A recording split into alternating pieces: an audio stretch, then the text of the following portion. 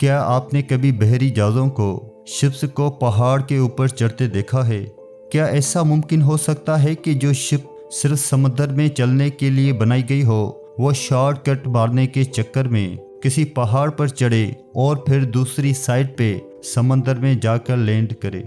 ناظرین، قریب 160 سال پہلے تک چائنا سے نکلنے والی شپس کو یورپ تک پہنچنے کے لیے ساؤتھ چائنا سی سے ہوتے ہوئے بے آف بنگال اور پھر انڈین اوشن سے ہوتے ہوئے میڈاگاسکر اور یہ پورا کانٹیننٹ بائی پاس کر کے یورپ تک پہنچنا پڑتا تھا۔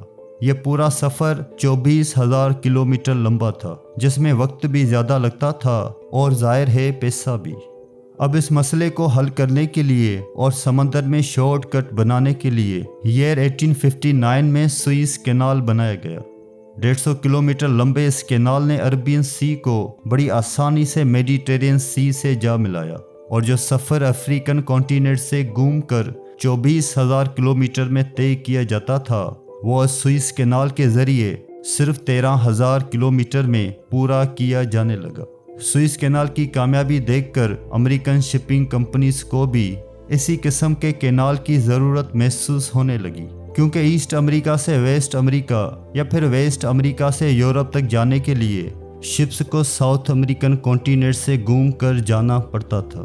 لہذا نارتھ اور ساؤتھ امریکہ کو کنیکٹ کرنے والا یہ لینڈ کنیکشن جہاں پیناما موجود ہے، یہاں بھی ایک کینال بنانے کا فیصلہ کیا گیا، جس کو آج پوری دنیا پیناما کینال کے نام سے جانتی ہے۔ لیکن سوئس کی طرح پیناما سے کینال نکالنا کتنا کٹھن ہوگا یہ کسی کے وہم و گمان میں بھی نہیں تھا۔ جہاں سوئس میں کینال کو کھودنا کافی آسان تھا، کیونکہ وہاں کی زمین کا لیول سمندر کے لیول سے صرف چند فیٹ ہی اونچا تھا اور وہاں کی زمین بھی ریتیلی ہوا کرتی تھی۔ وہیں پیناما کے کینال کو کھودنا امپاسبل تھا، اور اس کی سب سے بڑی وجہ یہاں موجود اونچے اونچے پہاڑ اور ان پہاڑوں کے اندر ٹھوس پتھر تھے۔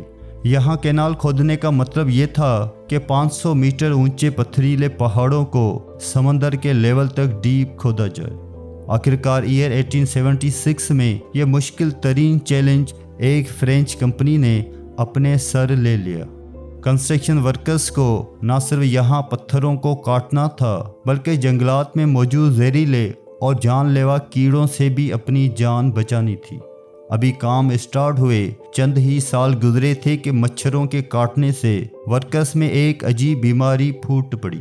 یہ بیماری اتنی خطرناک تھی کہ ایک ایک کر کے ورکرز کی موت ہونے لگی، اور معاملہ آخرکار اس حد تک پہنچ گیا کہ 5,600 ورکرز اس بیماری کی لپیٹ میں آ کر اپنی جان سے ہاتھ دھو بیٹھے۔ فرینچ کمپنی بینک کرپٹ ہو گئی اور پروجیکٹ کو چھوڑ کر الٹے پاؤں بھاگ نکلی۔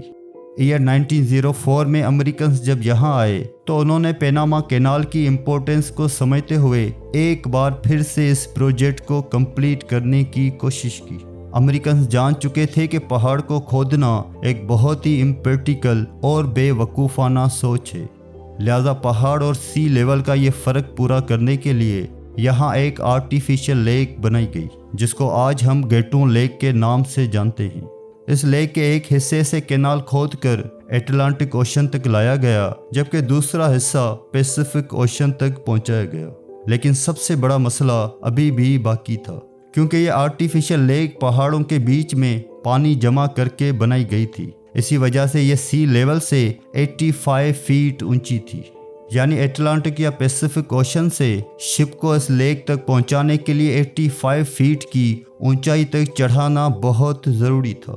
اب آپ سوچ رہے ہوں گے کہ یہ کیسا پاگل پن ہے، آخر شپ کوئی گاڑی یا ٹرک تھوڑی ہے کہ وہ کسی پہاڑ پر چڑھ جائے گی۔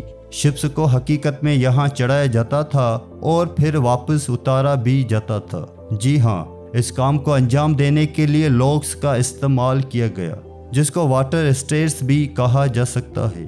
شپ جب پہلے اسٹیئر یا لاک کے قریب پہنچتی ہے تو لاک کے اندر کے پانی کو سی لیول سے میچ کرنے کے لیے ڈرین کیا جاتا ہے۔ جب پہلے لاک کا واٹر لیول سمندر کے لیول جتنا ہو جاتا ہے تو لاک کو کھول دیا جاتا ہے اور شپ اب پہلے لاک کے اندر چلی جاتی ہے۔ یہ کام ایک ٹرک بوٹ یا پھر ٹرک ٹرین کی مدد سے کیا جاتا ہے۔ شپ جب پہلے لاک میں آ جاتی ہے تو پہلا لاک دوبارہ بند کر دیا جاتا ہے۔ اسی طرح पहले लॉक से दूसरे लॉक तक शिप को ऊपर चढ़ाने के लिए दूसरे लॉक का पानी ड्रेन होकर पहले लॉक में डाला जाता है। जब दोनों लॉक्स का वाटर लेवल बराबर हो जाता है फिर बीच का गेट ओपन हो जाता है और शिप अब दूसरे लॉक में पहुंच जाती है और उसके साथ ही दूसरे लॉक का गेट दोबारा बंद हो जाता है।